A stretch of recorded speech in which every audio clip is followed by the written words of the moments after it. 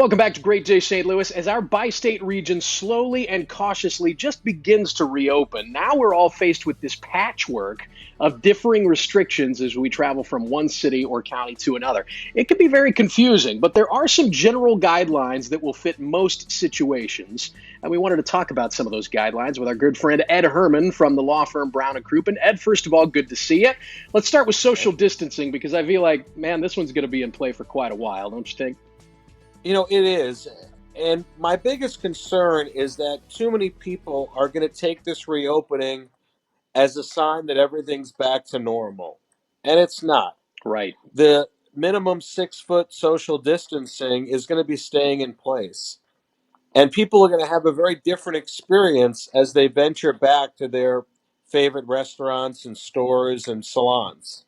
I have been really surprised during the last couple of weeks to see how divisive something like a protective mask has become. But you say you got to respect the mask, right?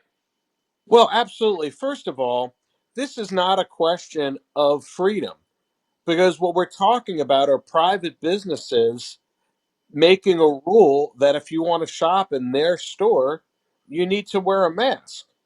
This is no different than a store requiring shirt and shoes.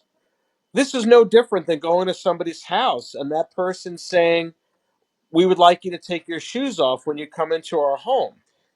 And your freedom is, if you don't want to go into their home, you don't have to. If you don't want to go into that Hmm. store or restaurant and shop or eat, you don't have to. That's where your freedom comes in. It does not come in and not following the rules laid out by the store. Because remember, these places do not want to have to shut down again, which means they have to Right. keep themselves safe and hospitable for as many customers as possible. And a lot of customers will not shop there if they don't feel safe. The masks help people feel safe and be safe.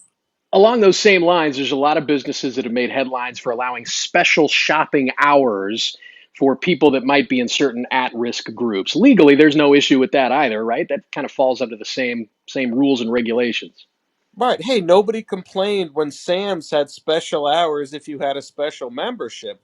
We're trying to keep as Right. many people alive as possible. So if they say we have special hours for seniors, respect that. Again, this isn't a question of your personal freedom. This is a matter of everyone is just doing the best they can to keep everybody safe and serviced. That's it. There's no perfect answer here. We're all just trying our best. Doesn't feel like it's asking too much to me. Ed, thank you so much. We always appreciate your time. Stay safe. We'll talk to you again soon, okay? Take care, Matt. If you'd like to get in touch with Brown and Crouppen, their lines are open anytime. Give them a call, 222 2222.